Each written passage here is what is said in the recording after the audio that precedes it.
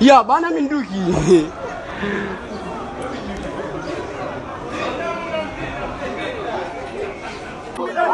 Mama nangai.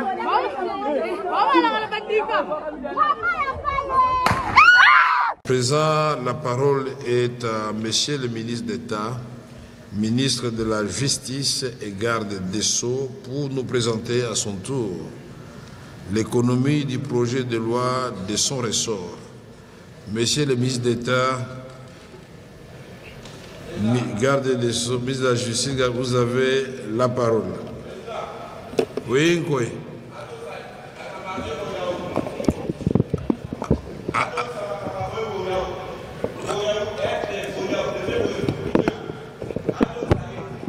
Azon Sarani.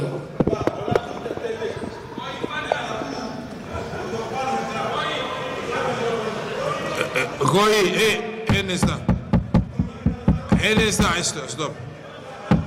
Mais, s'il vous plaît, monsieur le ministre d'État, ministre d'État, Bombi, Boyaboué, pareil.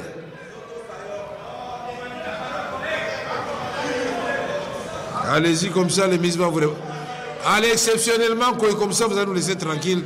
Prenez la parole. Ils ont la parole, c'est quoi. Monsieur le ministre d'État. Certaines personnes peuvent comprendre que je ne sais pas parler français.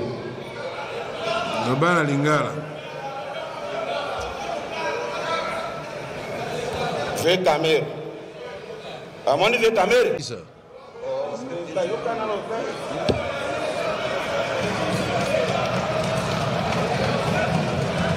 Bon, honorable, si c'est intervention na yo, mais honorable, si c'est intervention na yo, mais awa le loto Bengsaki, ministre d'État Moutamba.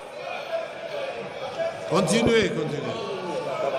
Je vous mais sauf vos amis qui vous dérangent.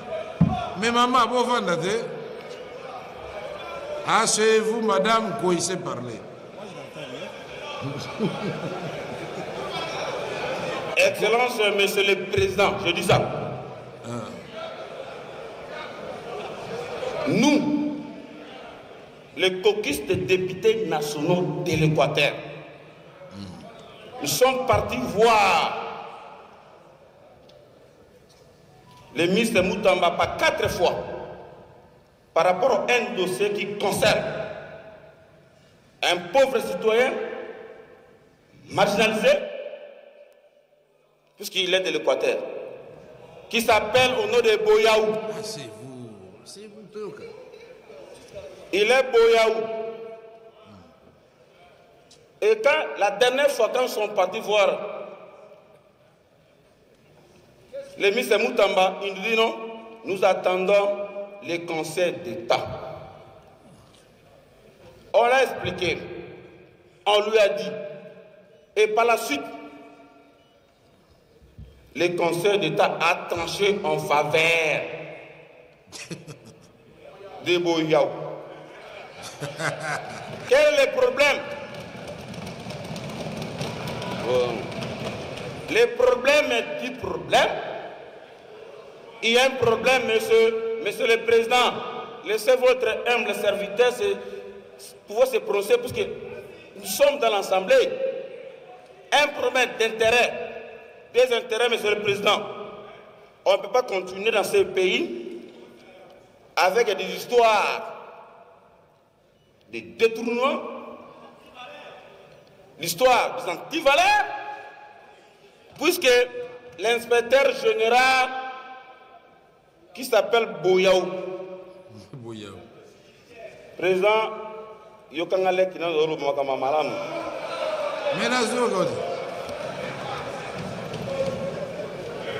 de l'inspecteur Boyaou, victime de Moutamba, puisqu'il est Équateur. Pourquoi? Il y a un problème. Les fonds secrets de recherche. Oh, les amis, écoutez. Je le suis. Les fonds secrets de recherche, monsieur le Président. Non, honorable Goyi. Au moins, ceux qui sont membres du gouvernement Zaliawa, Robin Moutambate, Folo Balabo, messieurs les ministres. Toyokani, aussi au lobby, les Camboya Boyaou, Toshi Toyoki Ango, non, 30 secondes. Mais aussi on posait problème, ouais. Toutes les étapes ont été suivies et sans problème. C'est l'excellence Moutamba qui refuse que Boyaou soit installé. Il soit replacé, ce n'est pas installé, mais replacé dans ses fonctions. Nous sommes partis le voir par plusieurs fois. Et il nous a dit que nous attendons à ce que le Conseil d'État puisse rendre son procès. Et le Conseil d'État a rendu son procès valablement en réhabilitant, en reconnaissant que Boyaou doit être repassé d'urgence. Merci. Mais, deuxième problème, Monsieur le Président. Pardon. Non, merci. 5 secondes. Deuxième problème, Monsieur le Président, je ne peux pas encore remonter ici puisque vous n'allez même pas me donner la parole. Collègues, l'intelligence de toute la province de l'Équateur est bouleversée. Elle est quoi? L'intelligence de toute la province de l'Équateur, du Grand Équateur, est bouleversée, Monsieur le Président. Comme dans vos habitudes normales, Monsieur le Président, Bakanda vous regarde. Bakanda regarde Kamere, mon grand frère. Bakanda Sen. Monsieur le Président, l'argent qui a été défarqué par rapport à la construction des sanctuaires de Bakanda, Monsieur le Président, détourné, voler autre chose. Nous vous demandons, Monsieur le Président, dans vos habitudes traditionnelles, puisque vous travaillez avec les moyens de bord. Kamere travaille avec les moyens de bord. Il y a des fois lui-même, il prend son argent pour servir les députés. Nous vous demandons, Président, nous vous demandons, Monsieur le Président, la première somme qui a été défalquée par rapport au sanctuaire de Bakanda, puisque s'il s'agit de l'Équateur, les gens ici, vous vous agitez. Prenez le courage, Monsieur le Président, comme d'habitude. Nous devons partir évaluer les travaux de 2 150 000 $. Vous voulez qu'on vole partout?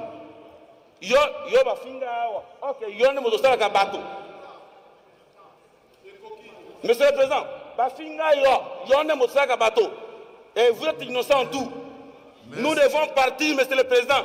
Samedi, il y a l'avion de Mbandaka.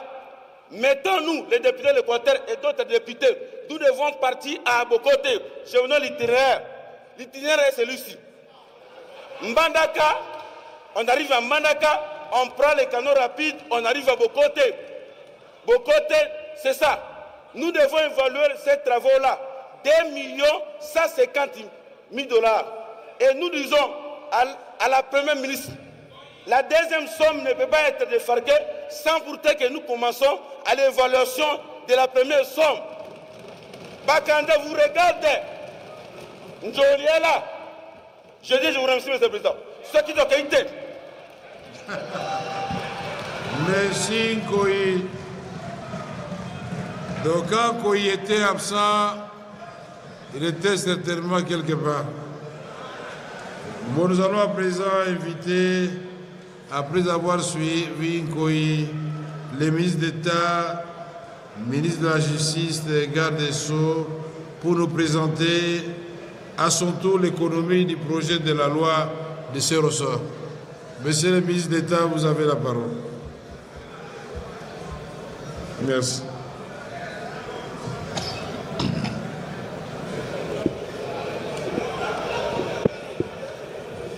Merci beaucoup. Merci beaucoup, honorable président, pour la parole que vous m'accordez. Permettez, si vous le souhaitez, que je puisse rassurer l'honorable député que je n'ai pas encore été notifié de cette décision. Lorsque je le saurai, M. Boyaou sera rétabli dans ses droits.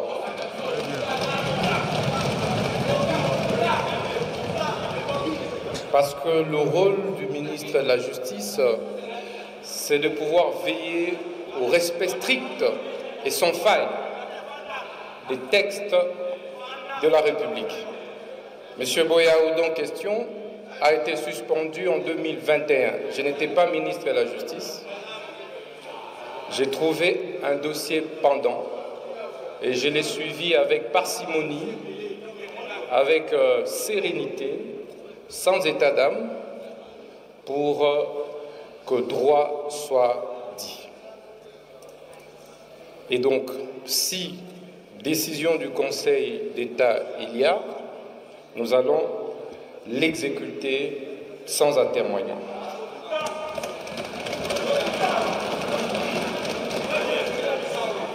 Honorable Président de l'Assemblée nationale, honorables membres du bureau de l'Assemblée nationale, honorables députés et très chers élus légitimes de notre peuple,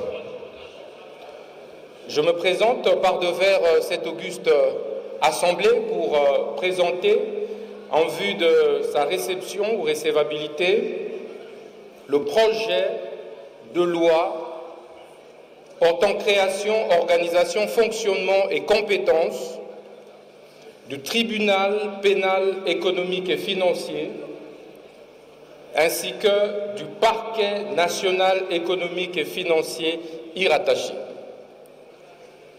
Ce projet de texte, qui constitue en réalité une réforme majeure de notre système judiciaire, s'inscrit dans la droite ligne de la vision de son Excellence Monsieur le Président de la République, chef de l'État, qui, lors de sa campagne présidentielle, avait inséré dans son programme de campagne la nécessité de renforcer le dispositif de répression de la délinquance économique et financière. Et cela a été repris dans le programme d'action du gouvernement tel que piloté et coordonné par son Excellence Madame la Première ministre. Ce projet de texte a donc été élaboré par un groupe d'experts juristes, techniciens, par la suite adopté en commission des lois et par le Conseil des ministres. Ce projet de texte a pour base constitutionnelle l'article 149, alinéa 6 de notre Constitution, qui prévoit la possibilité pour une loi de créer des juridictions spécialisées en République démocratique du Congo. Et ce tribunal pénal économique et financier auquel est rattaché le parquet national économique et financier rentre dans l'ordre des juridictions de l'ordre judiciaire, conformément à l'article 153 de notre Constitution.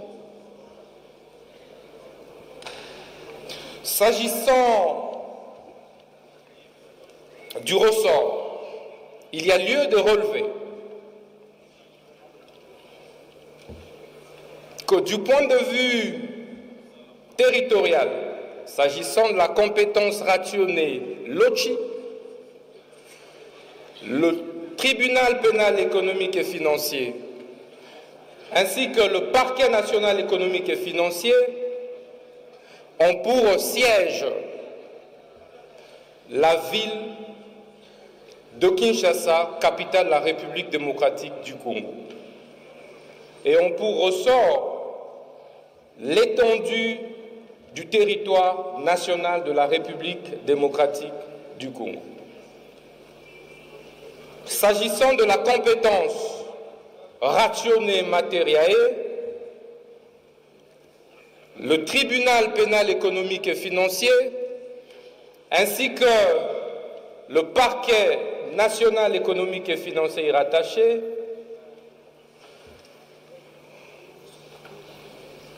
s'active à s'occuper, à réprimer toutes les infractions à caractère économique et financier, telles que reprises dans les articles 5 et 6 du projet de loi sous examen. S'agissant de la compétence ratione personae, il importe de relever que toute personne est justiciable devant cette juridiction spécialisée, à l'exception des bénéficiaires des privilèges des juridictions, tels que repris aux articles 153,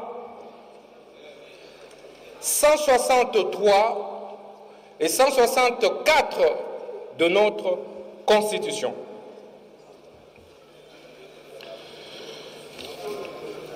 S'agissant de la composition, il importe de relever et de noter que le tribunal pénal économique et financier est composé de 2 chambres indépendantes l'une de l'autre. Il y a d'une part la chambre de première instance et d'autre part la chambre d'appel. Ce pour respecter le principe du double degré de juridiction qui est un principe constitutionnellement garanti. S'agissant de la chambre de première instance, elle est constituée des juges de carrière ainsi que des juges assesseurs. Il en est de même pour la chambre d'appel.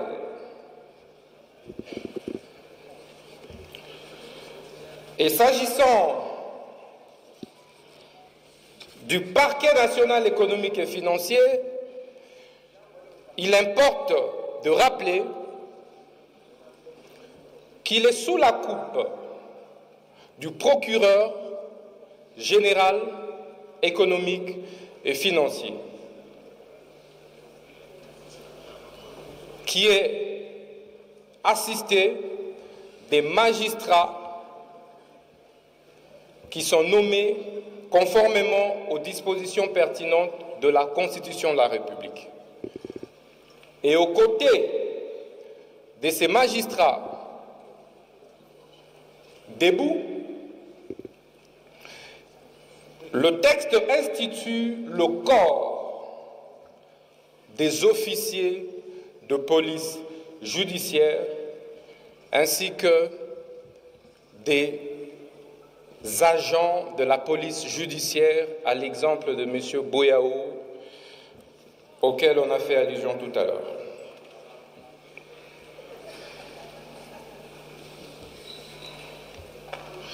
Honorable Président de l'Assemblée nationale, honorables membres du Bureau de l'Assemblée nationale,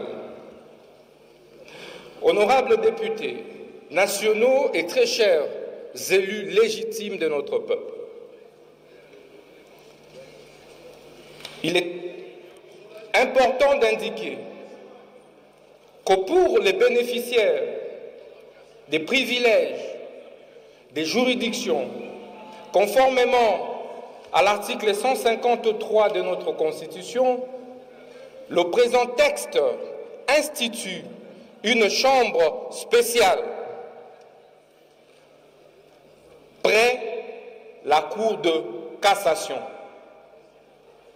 Et que donc les infractions à caractère économique et financier qui sont recherchées, constatées, déférées devant les tribunaux pénals économiques et financiers peuvent en même temps, selon le cas, être déférées devant la chambre spéciale de la Cour de cassation. Mais cette chambre sert également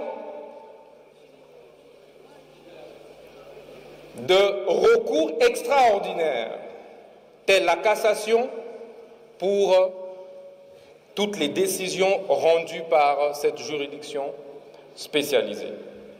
Honorable Président de l'Assemblée nationale, cette réforme va aider substantiellement la République à pouvoir créer l'équilibre entre les enquêtes qui sont menées par des institutions financières techniques ainsi que les juridictions techniques, le parquet technique appelé à connaître ou à juger, à donner une suite à ces enquêtes. Parce qu'aujourd'hui, il y a un hiatus criant entre les rapports et enquêtes qui sont élaborés, fournis par les administrations financières techniques, qui naturellement sont constituées des hommes et des femmes compétents qui ont étudié la problématique des enquêtes financières, des enquêtes économiques.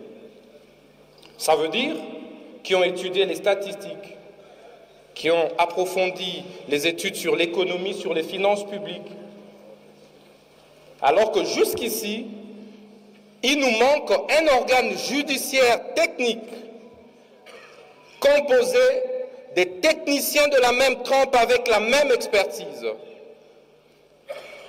pour recevoir et traiter avec la même appréhension les rapports et enquêtes sur des gestions financières. De ce point de vue, honorable Président de l'Assemblée nationale, honorable membre du Bureau de l'Assemblée nationale, telle est l'économie du présent projet de loi que je soumets humblement à votre attention afin de pouvoir obtenir sa recevabilité. Je dis et je vous remercie. Mobutu n'a plus de légitimité d'être... Nous devons marcher à fond, même conclure des accords avec le diable pour refaire l'unité du Congo. Rien à faire. Et le Congo restera un et indivisible. Le peuple doit se mobiliser. Tout le monde s'est préparé pour confronter l'ennemi. Dans chaque village, les gens doivent prendre les armes, même les armes traditionnelles, les flèches, les lances et autre chose. L'essentiel est d'écraser l'ennemi, parce que sinon on va devenir l'esclave de ce petit messier de Hutu, de Tutsi plutôt.